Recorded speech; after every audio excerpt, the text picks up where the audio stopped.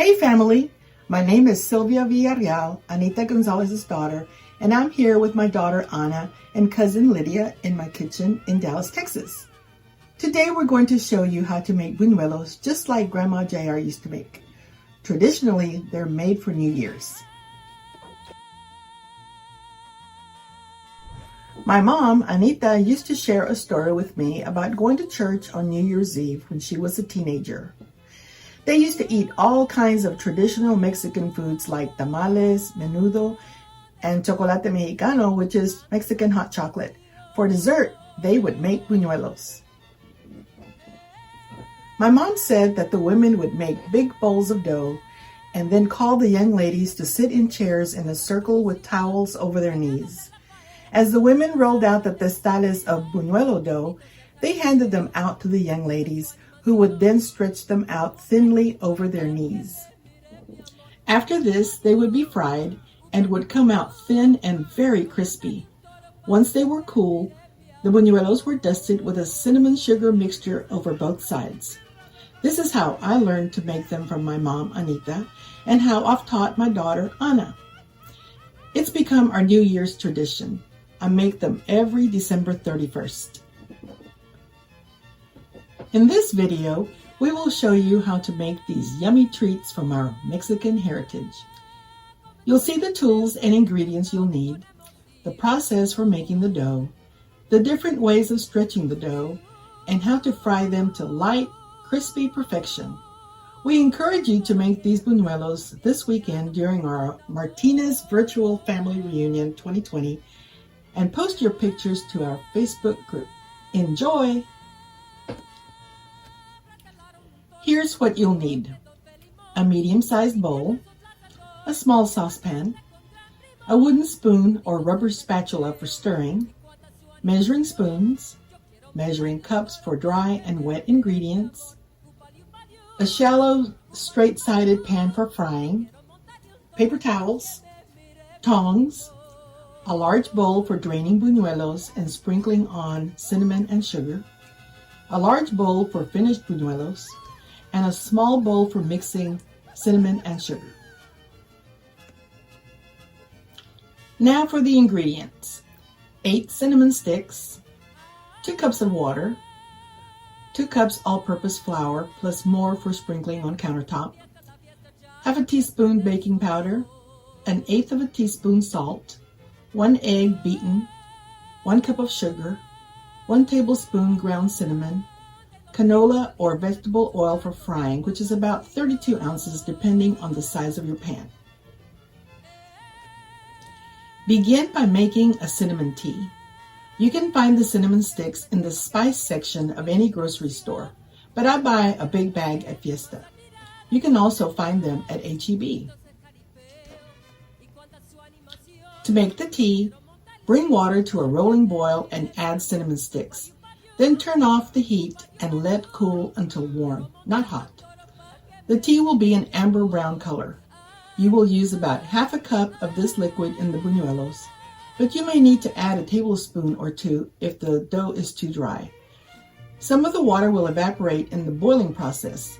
This is why the recipe calls for 2 cups of water to start with. Any leftover tea can be served in a mug to drink and sweeten with a little sugar if desired. We love sipping on this drink while making buñuelos. In a small bowl, combine sugar and ground cinnamon together and set aside. In a medium-sized bowl, mix flour, baking powder, and salt with a wooden spoon. Make a well in the center and add a beaten egg and incorporate it into all the dry ingredients by loosely folding them together. Make another well in the center and add the cinnamon tea.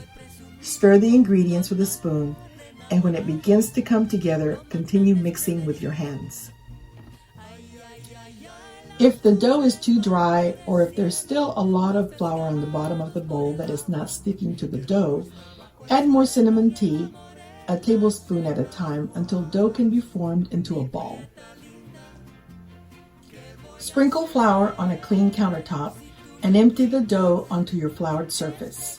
Gently knead the dough and sprinkle a little flour on top if it sticks to your fingers or countertop. Knead the dough by pushing it with the heel of your hand, going back and forth between both hands. Continue to work the dough, pushing and rolling, until all ingredients are well incorporated, no streaks of flour are visible, and dough is slightly stiff. Place in a bowl and cover with a clean towel. Let the dough sit for about 45 minutes or until it is very stretchy. Next, we will form the dough into testales. A testal is a slightly flattened ball of dough that helps us form the buñuelo before rolling it out and stretching it. To make them, pinch off a small piece of dough about the size of a ping pong ball and form it into a ball. While rotating the dough in your hands, flatten the ball with your fingers and form it into a disc. Continue until you have 15 to 18 equal pieces. Place testales on a clean towel as you go and cover when you are done so they don't dry out while you are getting ready for the next step. Now we will prepare the oil for frying and roll out our testales.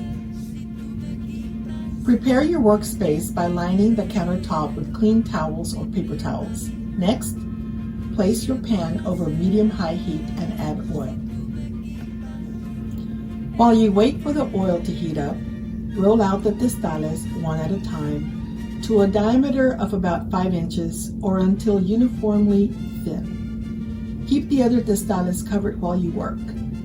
Place each rolled out testale on the lined countertop to dry slightly before stretching and leave uncovered. Make sure to note which testale you rolled out first, as this will be the first one you stretch out before frying. To test that the oil is hot enough for frying, pinch off a small piece of dough, press thin between your fingers, and drop gently into the oil.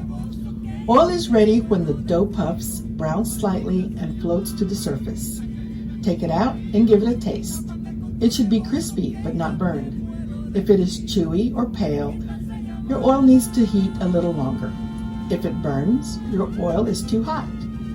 If this is the case, turn your heat down slightly and test again in a few minutes. Stretching and frying the buñuelos. Line a large bowl with paper towels and place near your pan of hot oil. Have tongs nearby as well. Time to stretch the dough. Starting with the first piece of rolled out dough, you will stretch it out one of two ways. Stretching the dough on your knee. This is the way my mom learned. Sit in a chair and place a clean towel over one of your knees and cross this knee over your other leg. You can also prop your foot against a nearby wall to raise your leg to a comfortable height. Center the buñuelo dough on your knee and working around the edges, gently pull away from the center. Stretching the dough with your hands. This is how I like to do it. Using both hands, hold the dough with your fingers at the top so that the rest of the dough hangs down. Working your way around the edges, stretch the dough gently, allowing gravity to pull down the dough as you go. Dough is ready for frying when it is extremely thin and translucent. Light should be seen through the dough. If you accidentally make a hole in the dough, just pinch the dough together to close it. If your dough is not stretching or is tearing before you are able to stretch it thinly enough, your dough needs to sit a little longer. Cover it and let it sit for another 15 minutes and try again. Note, the thinner your dough is stretched, the crispier your buñuelos will be. Any thick parts will be chewy. Immediately place the dough into the hot oil and using a pair of tongs, gently push it down so that the oil comes up over the top. Allow the buñuelo to bob up and down as you do so.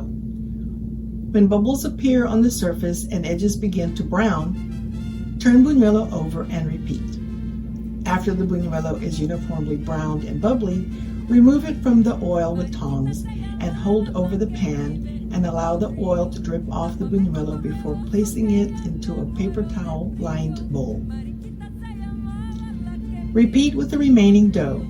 Once buñuelos are completely cooled and drained, you are ready to sprinkle them with the cinnamon sugar mixture. Have a large clean bowl ready to put the prepared buñuelos in. Take a large pinch of cinnamon sugar and sprinkle it over the top of the first buñuelo, allowing the excess to fall onto the buñuelo beneath it. Repeat on the other side and place into the clean bowl. Continue sprinkling the cinnamon sugar mixture over the rest of the buñuelos until they are all coated. Finally, share your finished buñuelos with your family and friends, or keep them all to yourself. We won't tell. We hope you have enjoyed making these traditional Mexican treats. Buen provecho!